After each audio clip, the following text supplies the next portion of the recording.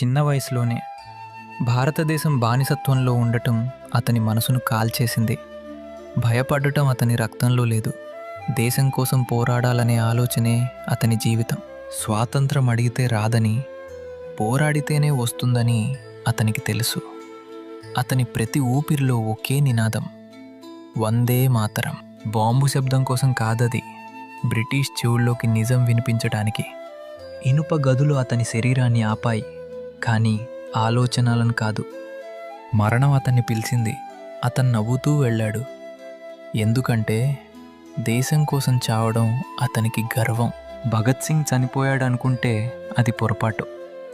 ప్రతి ధైర్యవంతుడి గుండెలో అతను ఇంకా జీవిస్తూనే ఉన్నాడు. ఒక మనిషిని చంపొచ్చు, కానీ ఒక ఆలోచనను కాదు. ఈ వీడియో మీకు నచ్చినట్లయితే లైక్ చేసి జై హింద్ అని కామెంట్ చేయండి.